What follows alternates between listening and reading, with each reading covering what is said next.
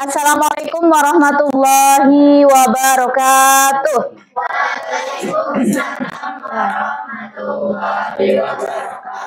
Sebelum kita mulai kegiatan hari ini, minta tolong salah satu dipimpin untuk berdoa teman-teman ya.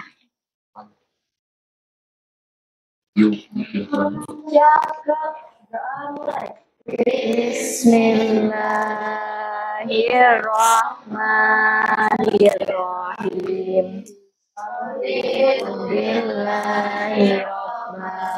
Bil Islami dina wa bil Muhammadin nabiyya wa rasulah. Rabbi zidni ilma warzuqni fahma. Amin ya rabbal alamin. Assalamualaikum warahmatullahi wabarakatuh. Waalaikumsalam warahmatullahi wabarakatuh. Jika ada Andi nih. Andri. Arfan. Asyafa. Mainnya nggak berangkat, kenapa Syafa? Di pagi hari ini kemarin saya sudah meminta kalian untuk membaca materi yang akan kita bahas di hari ini ya, sudah ada bacaan sedikit. Nah, supaya saya tahu apakah kalian benar-benar mempersiapkannya atau tidak, saya punya beberapa pertanyaan yang akan saya tayangkan lewat gambar ini. Nanti yang tahu jawabannya silahkan angkat tangan. Nah, di hari ini topik kita itu adalah keseimbangan ekosistem dan keanekaragaman hayati. Di sebelumnya kan kita sudah tahu ekosistem itu adalah ada komponen biotik, komponen abiotik yang saling berinteraksi dalam suatu lingkungan. Jadi ada interaksi dengan lingkungannya. Nah, kemudian ada juga keanekaragaman hayati. Kalau menurut kalian keanekaragaman hayati itu apa? Dari namanya deh, keanekaragaman. Berarti di situ ada sesuatu yang sangat beragam ya, mulai dari jenisnya, misalkan ada manusia, hewan, tumbuhan dan sebagainya. Bahkan ketika kita bicara hewan pun, hewan juga banyak sekali. Ada kucing, ada harimau, ada ulat, dan semuanya itu banyak sekali yang pernah kalian pelajari ketika kita membahas tentang klasifikasi makhluk hidup. Belum lagi kalau kita bicara tumbuhan, belum lagi kita bicara tentang bakteri, tentang protista dan sebagainya. Itu semua adalah keanekaragaman hayati. Nah, yang jadi pertanyaan adalah, memang apa hubungannya keanekaragaman hayati dan juga keseimbangan ekosistem? Oke, pertanyaan yang pertama adalah, menurut kalian ada nggak hubungan antara keanekaragaman hayati atau banyaknya jenis makhluk hidup itu dengan keseimbangan ekosistem? Menurut kalian ada hubungannya nggak? Ini pertanyaannya ada atau tidak ada? Ada atau tidak ada?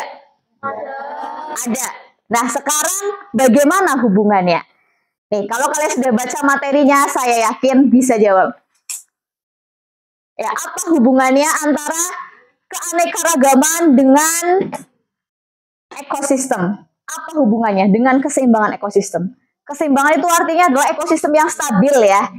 Nah, ketika dalam suatu ekosistem itu isinya beragam, menurut kalian bagaimana? Ya, coba kita bandingkan antara yang isinya beragam atau yang isinya cuma beberapa jenis saja. Menurut kalian akan lebih stabil yang mana? Ya, yang beragam. Seperti ketika kalian mempelajari tentang rantai makanan dan juga jaring-jaring makanan. Ya, ketika kita ngobrol rantai makanan kan, misalkan padi dimakan tikus, tikus dimakan ular, ular dimakan elang. Nah, itu kalau satu rantai makanan, kalau jenisnya cuma sedikit. Tetapi kalau misalkan di situ ada banyak beragam, isinya tuh beragam, maka di situ padi itu gak hanya dimakan oleh tikus loh. Ternyata bisa dimakan burung pipit dan sebagainya. Dan burung pipit juga tidak hanya memakan misalkan dari padi aja gitu, enggak kayak gitu. Jadi alirannya tuh lebih stabil ketika di dalam suatu ekosistem isinya beragam. Karena apa? Karena ketika isinya cuma jenisnya sedikit, maka ketika salah satu hilang, maka dampaknya akan langsung terasa. Tetapi kalau dalam satu ekosistem itu sangat beragam, maka itu kalau misalkan di dalam suatu ekosistem itu beragam gitu ya, ibaratnya kalau misalkan cuma ada satu jenis, gak ada penggantinya, itu kan hilang ya udah hilang gitu. Tetapi kalau misalkan di dalam suatu wilayah itu isinya beragam, maka ketika ada salah satu komponen yang hilang, dampaknya tidak akan terlalu terasa. Itulah mengapa keanekaragaman hayati diperlukan dalam suatu wilayah, termasuk di Indonesia ini. Dan kita itu juga memiliki keunggulannya, itu salah satunya adalah keanekaragaman hayatinya itu sangat kaya. Gitu. Hewan-hewannya jenisnya banyak, tanamannya juga jenisnya sangat banyak. Itu tentang hubungan. Nah, sekarang pertanyaan yang kedua.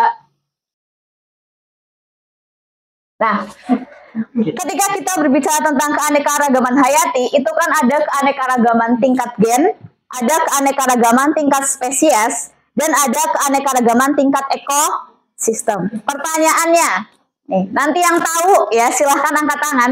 Kalau menurut kalian, ini kan bunga mawar ya, warna ada yang warna kuning, ada yang warna putih, ada yang warna merah dan sebagainya. Menurut kalian ini keanekaragaman tingkat apa? Silahkan. Yang tahu jawabannya angkat tangan. Keanekaragaman tingkat apa ini? Apakah gen, spesies, atau ekosistem? Ya, sudah, Zamran? Ya. Ya, silahkan. Nih. Jawab aja nih, tidak masalah kalau masih keliru nggak masalah. Silakan Syafa. Gen karena yang berbeda warnanya. Oke, itu jawabannya Syafa. Ada yang punya pendapat lain? Ada yang punya pendapat lain ini? Jawabannya tuh keanekaragaman tingkat gen, spesies, apa ekosistem? Ya, silahkan. Ekosistem, kenapa bisa menjawab ekosistem? Alasannya apa? Agis.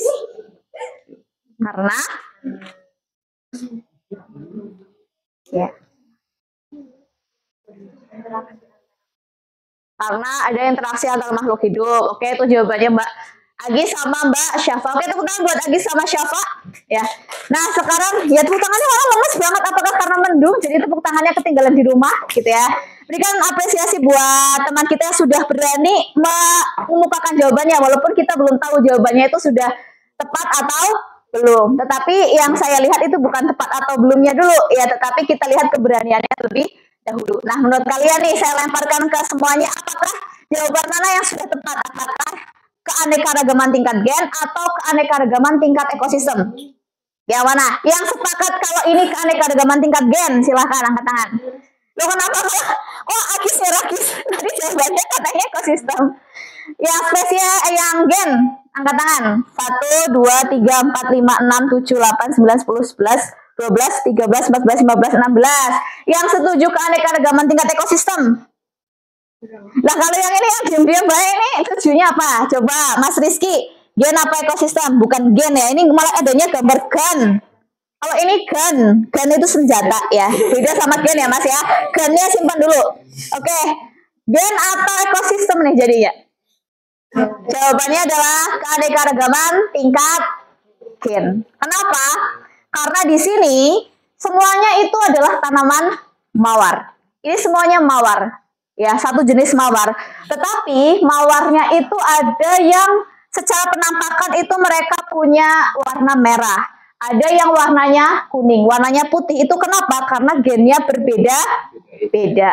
Nanti kalian akan mempelajarinya ketika belajar tentang pewarisan sifat. Ya, ternyata sesama mawar pun, bahkan satu keturunan yang sama pun, itu ternyata bisa menghasilkan warna yang berbeda-beda. Itu kenapa bisa beda? Karena gennya berbeda. Ya, gennya berbeda sehingga warnanya juga berbeda. Nah, sekarang pertanyaan yang berikutnya. Nah, kalau ini. Nah, gen, spesies, atau ekosistem? Ini gambar apa sih? Gambar apa? Ayam. Nah, menurut kalian, apa persamaan dari keempat gambar ayam ini? Sama-sama ayam. Ya, sama-sama ayam. Apa lagi yang sama?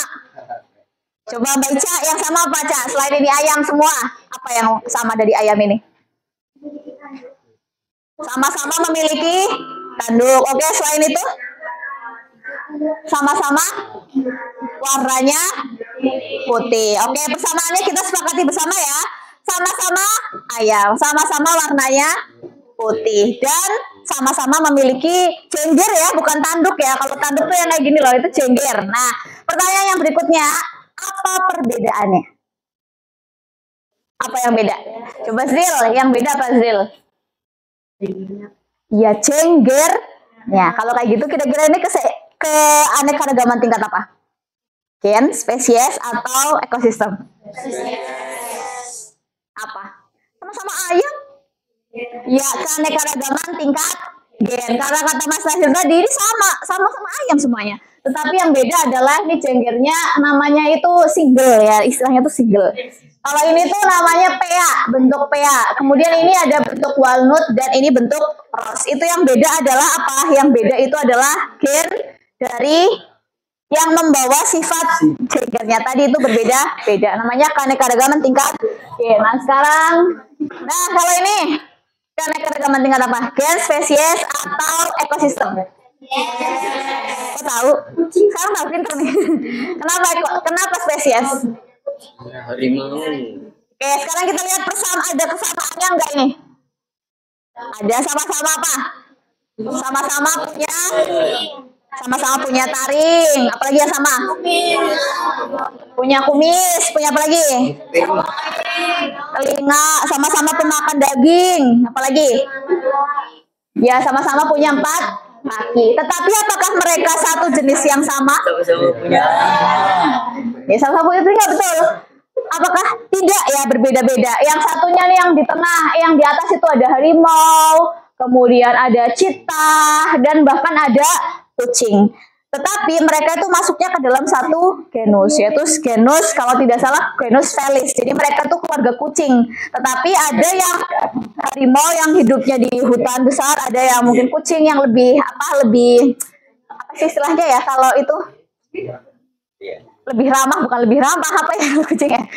Lebih jinak ya Allah, lebih jinak ya. Ada yang hidupnya buas, ada yang lebih jinak. Tetapi mereka sama-sama keluarga kucing ya. Makanya kelihatan mirip karena mereka memang satu keluarga, tetapi berbeda-beda spesies. Contoh yang lainnya lagi itu misalkan kita bicara mangga. Nah, walaupun sama-sama dikatakan mangga itu kan ada banyak jenisnya. Ada arum manis, apalagi? Mana lagi ya, mana lagi gitu. Arum manis, mana lagi, kemudian ada lali cibo dan sebagainya. Itu semua sama-sama mangga tetapi spesiesnya berbeda-beda. Itu adalah keanekaragaman tingkat spesies. Nah, untuk perbedaan keanekaragaman itu ada yang mau tanyakan? Kalau tidak ada yang mau tanyakan, kita lanjut ke berikutnya. Bahwa hari ini tujuannya kita adalah sama-sama memahami hubungan antara keanekaragaman hayati dan keseimbangan ekosistem, yang mana nanti di kegiatan ini kalian akan berdiskusi secara kelompok, di mana nanti akan saya putarkan sebuah video tentang suatu permasalahan yang terjadi di negara kita dan mungkin kalian pernah melihat di berita-berita. Nah, menurut kalian bagaimana pendapat kalian tentang isi video tadi? Kemudian bagaimana pendapat kalian dengan cara menanggulangi peristiwa tadi? Nah, hal itu akan kalian tuangkan di dalam lembar kerja yang sudah saya sediakan. Nah, supaya lebih mudah, saya bagikan dulu lembar kerjanya di masing-masing kelompok dulu. Ya, ini silahkan. Nanti kita diskusikan lagi. Ini saya akan mutarkan sebuah permasalahan ya. Walaupun kalian banyak masalah mungkin, tetapi saya akan tambahi masalahnya dengan video yang akan saya sajikan. Dan mungkin kalian pernah mendengar di berita-berita ya. Nanti berdasarkan video yang kalian saksikan bersama-sama, silakan diskusikan jawaban pertanyaannya yang sudah ada di lembar kerja. Dan di sini tidak ada yang jawaban yang mungkin ini pasti paling benar, nggak ada. Tetapi di sini kita berbagi pendapat, berbagi opini ya tentang apa yang akan saya tampilkan di dalam video nanti. Sampai di sini bisa dipahami? Oke, akan saya putarkan sebuah video yang mana video ini akan memperlihatkan bahwa ternyata keseimbangan ekosistem itu penting. Menurut Ibu Sud, sang pencipta lagu, kancil digambarkan sebagai hewan nakal yang sering mencuri mentimun dari lahan warga. Namun di sisi lain, persepsi kancil ini dianggap salah. Seorang wayang kancil yaitu Kyo Jar Subroto menyebut jika binatang berkaki empat ini tidak bermaksud mencuri timun hasil panen petani. Namun, kedatangannya ke ladang petani karena habitat kancil di hutan yang sudah diganggu dan dirusak manusia, sehingga kancil kehabisan ruang untuk mencari sumber makanan. Padahal, si kancil hanya membela dan menjaga habitatnya dari manusia. Mirisnya, kisah si kancil hanyalah satu dari sebagian besar hewan yang kehilangan tempat tinggalnya karena ulah manusia. Beberapa hewan di antaranya merupakan hewan yang terancam punah. Berkaca pada pembangunan PLTA di utara Pulau Sumatera, memang tujuannya mulia, yakni menstabilkan pasokan listrik di daerah sekitar. Tapi, di sisi lain, pembangunan ini membuat orang hutan menangis, karena pembangunan tersebut berlangsung di habitatnya. Lalu kasus dari Riau, di mana ada harimau bernama Bonita yang berkeliaran di area pemukiman warga serta perkebunan sawit. Dan hal itu membuat dua orang terpaksa meregang nyawa. Usut punya usut, kehadiran harimau ke pemukiman warga juga karena alih fungsi lahan yang membuat pasokan makanannya menipis. Padahal, kalau mengutip kata Menteri Lingkungan kita, harimau ini sebenarnya nggak bermaksud mengganggu manusia. Jika dua contoh itu belum cukup, nyatanya di ibu kota pun ada hal serupa. Beberapa puluh tahun yang lalu, maskot Jakarta yakni elang bondol masih sering dijumpai di langit Jakarta. Namun kini, elang itu sudah jarang dijumpai karena terancam punah. Habitatnya menjadi semakin sedikit dan keberadaannya pun terpencar-pencar. Elang bondol bahkan sempat ditemukan di aliran kali di daerah Jakarta Barat. Tapi bedanya, dengan kasus sebelumnya, hilangnya habitat elang bondol ini bukan murni karena industrialisasi, melainkan juga imbas pengembangan perkotaan. Tapi memang perlu digarisbawahi bahwa memang saat ini komitmen konservasi seringkali menjadi prioritas kesekian kalau sudah berhubungan dengan industrialisasi. Misalnya, di ekosistem asal orang hutan dan harimau Sumatera, Gunung Leser di Aceh, hewan yang terancam punah ini hanya bisa berkeliaran di area seluas 1.000 hektar karena wilayah sekitarnya dikelilingi kelapa sawit.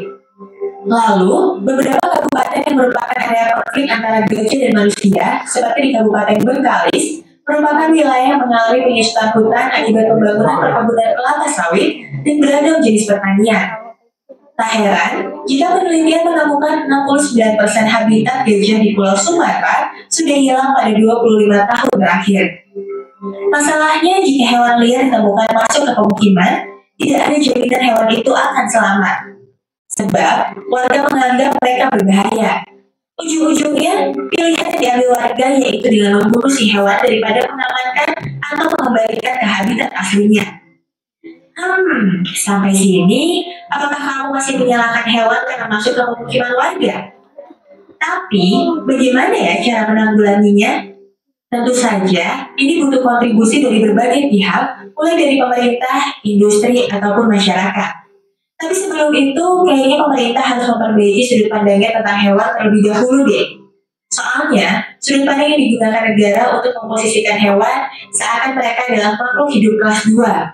Dan hal ini terpampang nyata saat negara memberikan izin perkebunan kelapa sawit ataupun perumahan. Padahal, sama halnya dengan manusia, hewan juga memiliki hak dasar seperti yang telah diatur dalam Universal Animal Declaration pada 1978. Soalnya, jika seekor binatang punah, dampaknya bukan hanya pada berkurangnya satu spesies, melainkan juga seluruh rantai makanan. Selain itu, hal ini juga dapat berpengaruh pada kesehatan hewan serta manusia, upaya mitigasi bencana, dan banyak faktor lainnya. Oleh karena itu, pemerintah sebenarnya sudah menerapkan regulasi dan SOP agar industri dapat lebih memperhatikan lingkungan. Sayangnya, tidak sedikit ditemukan pelaku industri yang abai pada rambu-rambu dan standar yang telah dibuat. Sehingga Bapak Wakil Presiden kita pun menyatakan hal ini. Tugas saudara-saudara sebagai pelaku industri adalah mengikuti rambu-rambu dan standar yang telah ditetapkan. Sementara pemerintah terus melakukan fungsinya untuk mengawal upaya membangun industri yang ramah lingkungan dan menjaga kesinambungan ekosistem alam. Lebih lanjut, Menteri LHK Siti Nurbaya menyatakan pemerintah juga berupaya melakukan pembinaan dan sosialisasi kepada masyarakat akan pentingnya perlindungan satwa liar. Nah, kalau kita balik ke lagu Si Kancil yang diciptakan pada 1962, akan seperti apa ya lagu ini jika diciptakan di masa sekarang? Apakah si kancil masih dianggap nakal atau malah sebaliknya?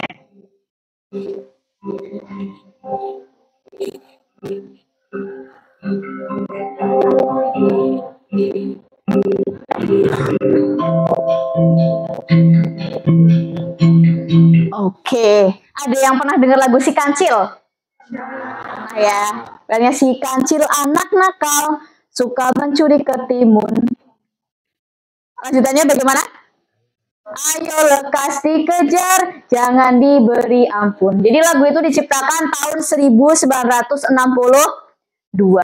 Dari lagu ini, itu terlihat bahwa si persepsi ini si kancil itu salah sekali gitu ya. Dia pergi ke ladangnya warga mencuri ketimun. Tetapi kalau kita kaji lebih dalam lagi, ternyata ketika hewan-hewan pergi ke pemukiman warga, apakah memang karena dia benar-benar berniat jahat atau tidak? Menurut kalian bagaimana setelah menonton video tadi?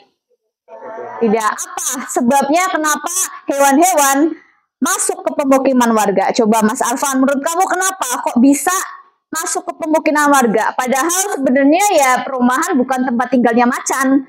Ya, karena macan tempat tinggalnya di mana? Di hutan ya, bukan di perumahan ya. Tapi kenapa kira-kira dia pergi ke perumahan warga? Menurut Mas Arfan gimana, Mas? Karena habitat dan rumahnya dirusak. Ya, karena habitat dan rumahnya dirusak. Jadi satu peristiwa yang muncul di headline berita kan biasanya hewan buas masuk ke pemukiman warga, gajah masuk ke pemukiman warga. Itu hanyalah sebuah akibat. Akibat dari apa? Adanya ketidakseimbangan ekosistem. Adanya ketidakseimbangan ekosistem yang terjadi di tempat tinggal mereka. Ingat ya, rantai makanan ya. Setiap makhluk kan butuh yang namanya makanan. Dan ketika makanan yang dibutuhkan tidak ada di habitatnya, maka apa yang terjadi? Mereka pergi ke hutan, ke perumahan warga. Nah, sekarang saya ingin tahu pendapat kalian semua. Tuangkan lewat LK yang sudah saya sediakan. Silahkan didiskusikan dengan temannya di sini ya. Ini meja ke sini, ayo didiskusikan dengan teman-temannya. Nanti setelah itu kita diskusikan bersama-sama di dalam kelas, secara kelas besar ya.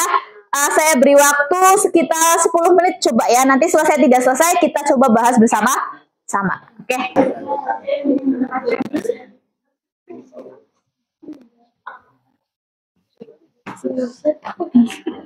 Ini beris.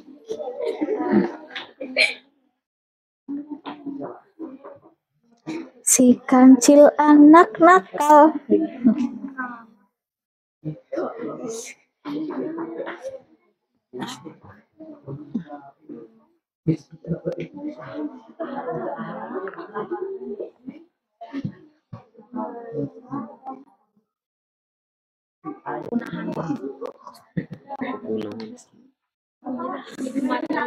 Mati dia. Ya, pernah nggak kalian lihat hewan liar masuk ke wilayah kalian? Apa? Monyet. Ya syuting ya monyet ya. Biasanya ngambil apa tuh monyet? Sedangkan jambu. Di daerah sini sih yang masih ada monyetnya di mana? Di hutan apa? Kayak misalkan di Bulakan kan yang di hutan itu kan ada. Terusan di dekat sawah tempat bapak saya itu nanam juga ada yang kayak monyet. Selain monyet ada pernah nggak ular gitu kan? Sering ular apa? Bukan kobra. Jadi kalau ular kan biasanya sendirian ya. Kalau monyet itu kadang memang banyak. Ya. Itulah monyet. Lanjutkan ya. Ini yang nomor 1, 2 tadi kita udah bahas ya sedikit banyak ya. Ini silahkan dilanjutkan. Yuk, duduknya. Nih, pertanyaannya bisa silakan diskusikan sambil nulis, ada yang diskusi itu kan. Nah, jangan.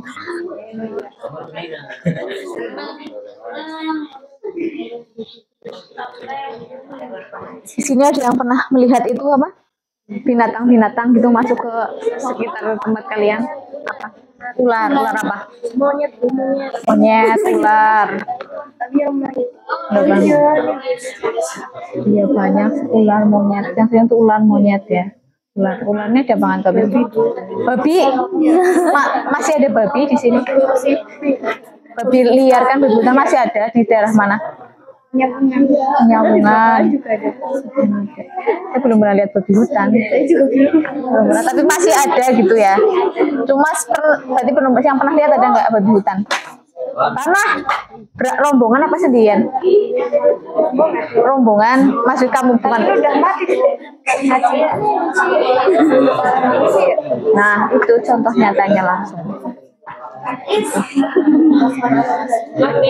Kesannya kan hewan buas serem ya, tapi itu ternyata manusia lebih serem.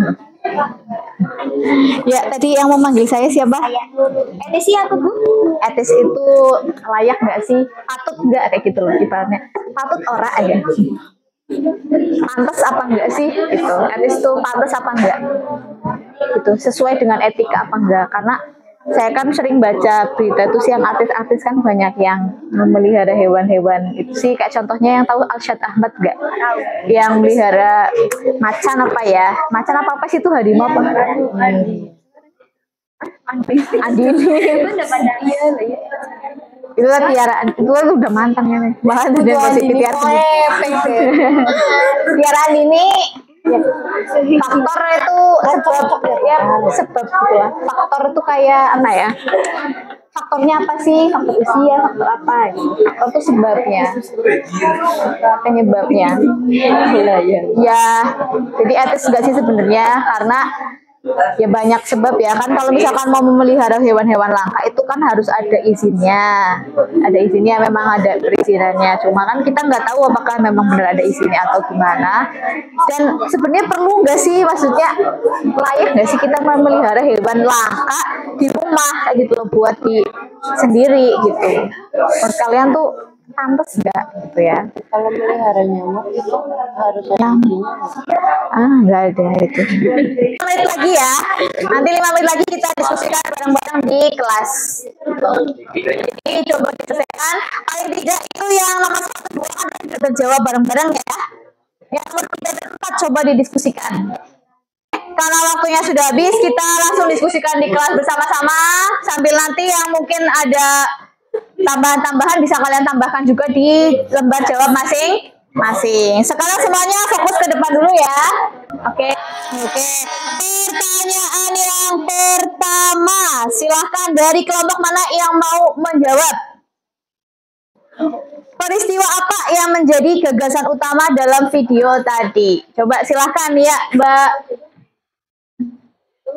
Mbak Zahwa Nur Elisa, Nur Aisti. Terancam punahnya hewan-hewan karena ulah manusia. Terancam punahnya hewan-hewan karena ulah manusia. Oke, terima kasih untuk Mbak Zahwa atas jawabannya yang dengan jelas menyatakan bahwa dalam video tadi itu karena terancam punahnya hewan-hewan karena ulah manusia. Apakah sepakat dengan pernyataannya kelompoknya Mbak Elisa? Sepakat. Atau dengan pertanyaan nomor 2, silakan kelompok mana yang mau menjawab? Silakan kelompok Asyafa nomor 2. Apa saja yang menyebabkan tadi hewan-hewan terancam punah, bahkan mereka sampai pergi ke perumahan warga? Apa? Ya. Hewan yang masuk ke pemukiman warga yang akhirnya manusia membunuh hewan tersebut, hal itulah yang menyebabkan keseimbangan ekosistem. Oke, terima kasih. Tepuk tangan nih buat 2 kelompok yang sudah menjawab ya. Oke. Ya, kenapa kok keren ya? Pertama ini sudah berani menjawab, menyampaikan jawabannya juga ya, sudah tepat juga. Kemudian untuk yang kelompoknya Mbak Syafa itu sudah menyampaikan dengan detail faktor-faktor apa sih yang menyebabkan hewan-hewan pada punah. Yang pertama karena apa? Kerusakan habitat. Ya, ketika habitatnya rusak maka makanannya tersedia atau enggak, Mas Nazril? Tersedia enggak? Kalau habitatnya rusak makanannya tersedia enggak? Nggak ada. Karena makanannya tidak tersedia, maka dia pergi kemana? Ke perumahan warga. Dan ternyata bukannya dapat makanan, mereka malah dibunuh. Itu adalah bukti bahwa setiap hal yang kita lakukan itu ternyata memberikan dampak ke banyak hal gitu ya. Seperti tadi ya, ketika merusak hutan ternyata bikin yang tinggal di hutan gak nyaman, akhirnya pergi ke pemukiman warga, dan tentunya hewan pergi pemukiman warga juga menimbulkan keresahan dan tentu nanti jadi kehidupannya tidak nyaman juga. Oke, pertanyaan yang ketiga. Pertanyaan tiga, menurut pendapatmu langkah-langkah apa yang harus dilakukan agar peristiwa dalam video tidak terjadi lagi? Silakan. Sudah ada dua kelompok, yang sebelah sini coba. Silakan Mas Arfan. Melestarikan hutan agar tidak terjadinya kepunahan. Oke, melestarikan hutan. Tidak menebang pohon sembarangan di hutan. Siap. Tidak membuang limbah ke dalam hutan. Ke dalam hutan. Oke, good. Kalau menurut, terima kasih tepukan buat Mas Arfan atas jawabannya. Jadi kalau menurut Mas Arfan tadi menjaga kelestarian hutan, tidak menebang pohon di hutan sembarangan, tidak membuang limbah ke hutan. Adakah yang punya pendapat lain? Adakah yang punya pendapat lain? Ya, Mas minta tolong ke sini duduknya, ya. Adakah yang punya pendapat lain selain ini? Mau menambahkan mungkin? Sifat Lalitya mau menambahkan? Oke, ya silakan Mbak Nina.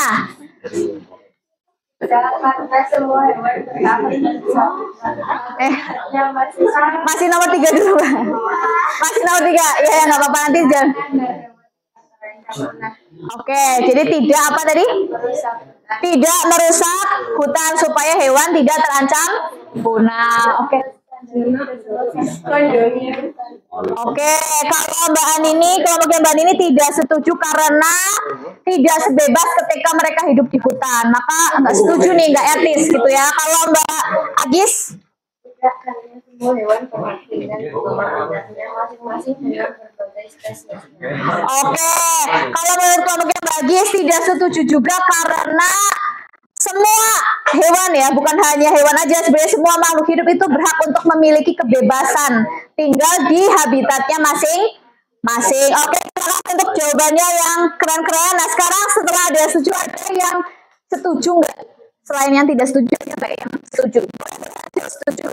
Tidak ada yang salah di sini. Nomor ini tuh boleh, asalkan kalian punya alasan yang konkret, alasan yang jelas.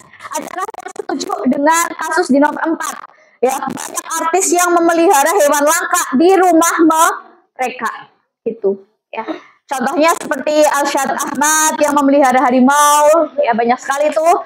Kemudian ada banyak sekali, saya tidak bisa menyebutkan satu-satu. Misalnya siapa lagi ya tuh waktu itu, Irfan Hakim. Mereka memelihara hewan-hewan buas di rumahnya sendiri, di wilayah rumahnya gitu. Ada yang setuju dengan hal ini? Coba katanya kayaknya tadi kalau nggak salah itu saya di sini baca setuju. Coba alasannya kenapa Mas kalau misalnya? Kenapa setuju? Karena ya nggak apa-apa, setuju pun nggak apa-apa. Kenapa setuju? Karena apa? Karena apa? Adakah yang setuju? Oke, halo. Jadi entah setuju ataupun tidak setuju itu setiap orang punya alasan masing-masing. Ada yang tidak setuju karena tadi mengganggu kebebasan manusia, kebebasan hewan itu sendiri. Ada yang setuju karena untuk memelihara hewan langka itu kan banyak mekanismenya, ya ada undang-undangnya dan itu harus melalui izin. Nah, selama itu melalui izin kemudian dirawat dengan baik itu diperbolehkan. Tetapi kembali lagi ke pertanyaan awal, apakah sebenarnya benar-benar perlu nggak sih memelihara hewan langka ya, dalam tanda hewan langka di pelindungan kita, sedangkan dari negara kan juga ada langkah-langkah yang digunakan untuk melindungi hewan-hewan langka ya, melalui Suaka Marga Satwa atau mungkin tadi cagar alam dan sebagainya. Halo. Oke, nah di akhir sesi ini saya ingin bertanya kepada kalian ya sebagai penutup. Menurut kalian, kita simpulkan bersama-sama sebagai penutup ya, bahwa setiap hal yang kita lakukan itu selalu mengandung konsekuensi. Dan setiap hal yang kita lakukan itu pasti selalu memberikan dampak. Dampak ke siapa? Bukan hanya ke diri kita, tetapi ke lingkungan kita yang ada di sekitarnya. Contohnya ketika kita merusak hutan, maka bukan hanya sekedar hutan yang rusak, tetapi apa yang terkena pengaruh? Apakah hanya hutan yang rusak saja masalahnya? Enggak, ternyata ketika hutannya rusak itu akan berpengaruh kepada hewan-hewannya. Ketika hewan-hewannya tidak nyaman dengan tempat tinggalnya, dia akan mengganggu warga masyarakat dan seterusnya. Maka semuanya itu memiliki hubungan satu sama lain dan sangat berperan dalam menjaga ekosistem gitu. Maka di akhir sesi ini saya pesankan kepada kalian, mari kita sama-sama menjaga lingkungan, mari kita sama-sama melindungi habitat hewan-hewan yang ada di Indonesia, karena kekayaan itulah yang membuat bumi kita menjadi dalam keadaan yang seimbang. Sampai di sini ada yang mau tanyakan? Jika tidak ada yang tanyakan, minta bantuan lembar kerjanya silahkan dikumpulkan. Kemudian minta tolong dicek bawahnya kalian, kalau ada sampah-sampah yang tertinggal silahkan dibawa. Nah, sebelum saya diambil dulu ya, diambil dulu sebelum kita tutup, coba dicek dulu bawahnya, jangan sampai ada yang tertinggal. Oke, itu saja untuk hari ini. Di pertemuan selanjutnya kita akan latihan untuk yang terakhir dari bab yang ketiga sebelum kita masuk ke bab yang baru, yaitu tentang tata surya. Oke, sampai di sini ada pertanyaan? Jika tidak yang tanyakan, nanti di rumah silakan kerjakan latihan-latihan soal yang ada di buku sumber ya. Kemudian nanti hari Selasa kita akan membahasnya bersama di kelas. Sampai di sini ada yang mau tanyakan? Jika tidak ada, saya akhiri. Terima kasih atas kehadiran kalian hari ini. Wassalamualaikum warahmatullahi wabarakatuh. Oke, silakan